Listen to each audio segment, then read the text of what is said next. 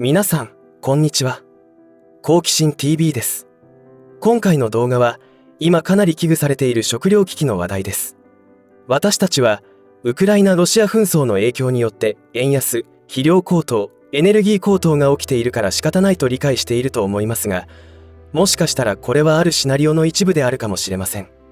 突拍子もないことを言い出したと思われるかもしれませんが、実際世界で起きている情報を組み立てていくとそう考えざるを得ないという結論に達してしまうのです。今回はそのような観点から集めた情報をシェアしていきたいと思います。あまり確信に触れることはできないので、途中歯切れの悪い言い方もあると思いますが、行間を読み取っていただきたいと思います。知れば知るほど世の中というのはおぞましいもので、我々一般人にとってはにわかには信じることができないことばかりです。仮に真実に触れたことが SNS などで発言されると、陰謀論者やネトウヨなどというレッテルを貼られ、テレビ、新聞などを信じきっている人の目や耳を塞ぐことをしています。こういった行為はインターネットの普及によって真実を語る人が出てきたことの対策となりますが、インターネットがなければ闇から闇ということになってきたことでしょう。この動画を最後まで見ることで、食糧危機に関しての情報処理が変わると思います。食糧危機が起きないと言っている人たちは、わざと食糧危機を起こそうとしている、起こすことを実行している人たちがいることを知らないのか、これも人々を真実から遠ざけるためなのか、おそらく両方だと思いますが、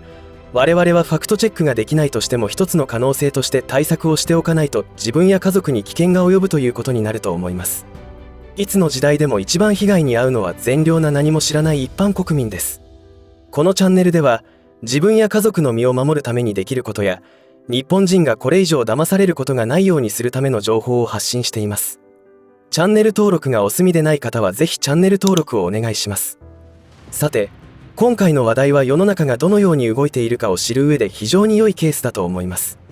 なぜかというと、ファクトチェック、事実確認が容易だからです。誰が何を言っているのかは、ネットでググればすぐに確認できます。そのような事実を一つ一つ積み上げていくことで出てくる結論は、もはや陰謀論で済まされる内容ではないと思います。しかし、そのようなおぞましい事実について免疫がない方にとっては、信じられない内容だと思います。私も比較的長期間そのような情報に触れてきましたが、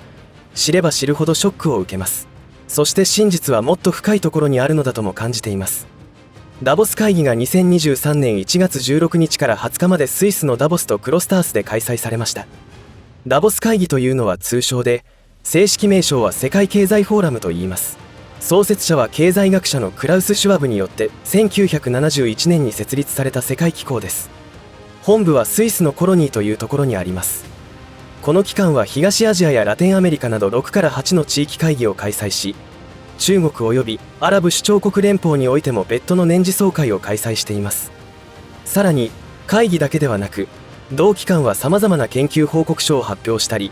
メンバーたちが各業界に関連したイニシアティブに関わるなどの活動を行っています。同フォーラムは公平かつ非営利で、いかなる政治的利益、党利党略や国益とは無縁の組織とされており、ミッションは世界の現状の改善に向けて取り組むということで立派なお題目を掲げています。間違ったことを言っていないのは、国益とは無縁の組織というくだりでしょうか。確かに参加者たちは国益など度外視していると思います。ちなみにこのダボス会議に出席の面々とはどんな人たちなのでしょうか。ウィキペディアによると、選ばれた知識人やジャーナリスト、多国籍企業経営者や国際的な政治指導者など、各国の要人が一堂に会し、各種会合を行う場となっているそうです。ちなみに2023年の総会は過去最多の2700人以上の参加がありました。ここまでのことで皆さんは何を感じましたでしょうか。私などはダボス会議という存在は知ってはいましたが、つい最近までその概要すら知りませんでした。しかし、ちょっと調べた段階で思ったのは、一経済学者が作った世界経済フォーラムに各国の大臣やアメリカ大統領をはじめとした国の首脳陣が最高意思決定機関の評議員として存在していることにすごい違和感を感じています。というのは、ここで決められた方針に沿って各国が足並みを揃えているのです。変じゃないでしょうか。それとも私が変なのでしょうか。まるで世界政府のような役割を演じているように思えるのです。もちろん、私たちのような普通の人たちが幸せに暮らせる世の中を作るという大義のために、その方針を決めているのでしたら良いのですが、やっていること、決めていることといえば詐欺まがいの環境問題を大きく取り上げ、そのための金銭的負担をさまざまな形で私たちに強いており、それによって莫大な利権が動いているのです。このことについて語ることは非常にデリケートな問題で、動画にするとバンされることもあるかもしれませんが、いろいろと固有名詞を避けながらでしたら動画を作成できるかもしれません。固有名詞を隠語でぼかしても、このチャンネルにたどり着き、この時点までご視聴いただいている方なら理解できることでしょう。説明動画の作成というのは結構手間と時間がかかるので、しばらくお時間をいただきますがトライしてみます。話を戻していきます。この世界経済フォーラムの運営資金は1000社に上る会員企業により成り立っていて、会員企業の多くは売上高が50億ドル超えのグローバル企業であるといいます。本当に何か匂ってくるメンバーです。ちなみに日本からは竹中平蔵、小泉進次郎が参加しており、この会議の質がよく表れていると思います。ダボス会議の概要はこんなところで良いと思います。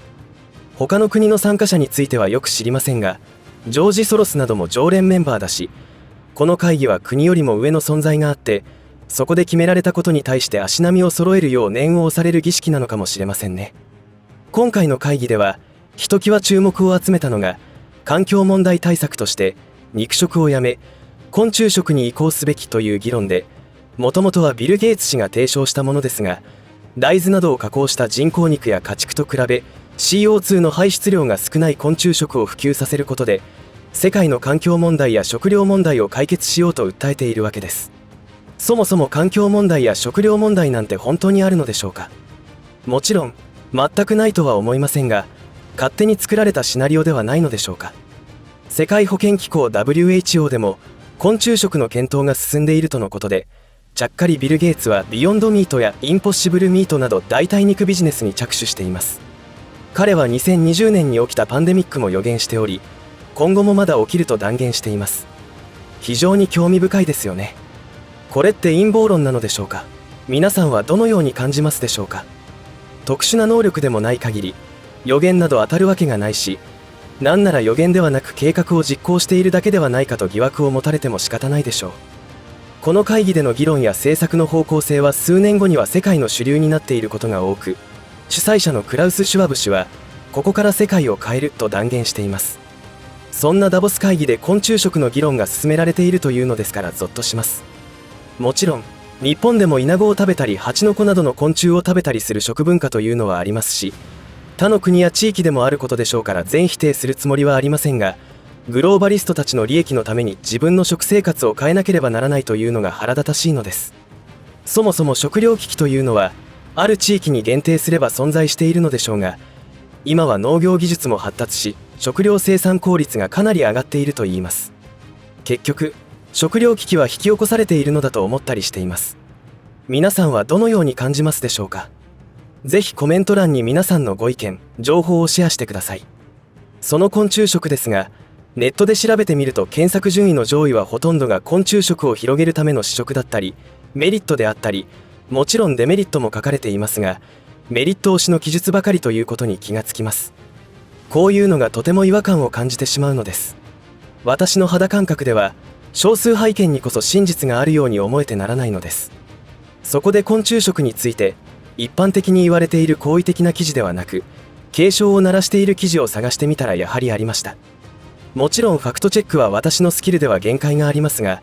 反対派意見というものを知らないと非常に危険だと思いますのでシェアします。まず昆虫食というのは人間の消化システムには合わないということです。そしてどうして一気にコオロギを食べるよう誘導じみた宣伝が行われているのでしょうか。そして日本において昆虫食ビジネスに参入し始めている会社はすでに数十社あると言われていますが、その中でも特に有名なのは NTT 東日本です。全く異業種に参入するのかと思ったのですが、調べてみるとコオロギの足の部分にあるタンパク質と人間の体内のタンパク質が融合して酸化グラなんとかが生成されることにつながるのだそうです。その酸化グラなんとかが体内に生成されることで何が起きるのかというと、体が電池化するというのです。何を言っているのかわからないと思いますが、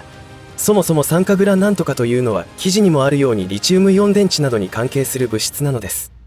つまり人間が IoT の一つになるということなのかもしれません。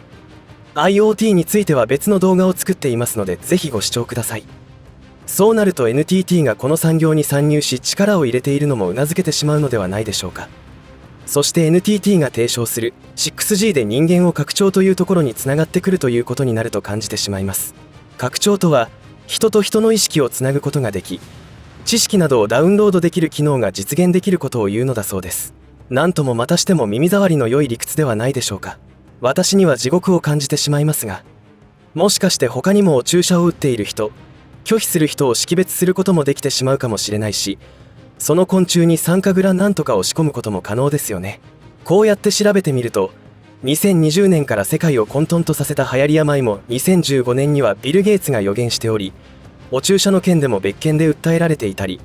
今度は牛のゲップが地球温暖化の原因だとかダボス会議で言ったかと思えば、その裏では培養肉などの人工肉のビジネスに投資していたりと、もう普通の知恵があれば全てはつながってしまうのではないかと思いました。今度はコオロギですよね。若い子たちを使ってコオロギを食べることがまるでトレンドであるかのような広告をしています。流行り病に対するお注射促進キャンペーンと全く構図が同じだと思ってしまいますが、皆さんはどのように感じますでしょうか。インターネットが普及していない時代は、テレビ、新聞などのマスコミが情報源でしたから、本当は何が起きているのかを知る由もなかったのですが、今私たちは手を伸ばせば情報にたどり着くことができます。イーロン・マスクによるツイッター買収によって、グローバリストたちがアメリカの政治や国民に対して行ってきた数々のおぞましい事実が暴露され始めてきました。私たちは改めて陰謀論と言われていたことが事実であったという学びができています。しかしすでに残念なことが起きています。日本初となるようですが、徳島の小学校の給食にコオロギが使用され始めています。こんなことがあって良いのでしょうか。昆虫食を世界に広げようとしている世界経済フォーラムの会員自身は、自家用ジェットで世界中飛び回って二酸化炭素を出しまくり、美味しい肉に舌鼓を打っていることでしょう。いかがだったでしょうか。食糧危機の問題は、そういうことが起きる起きないの議論になり意見が分かれがちですが、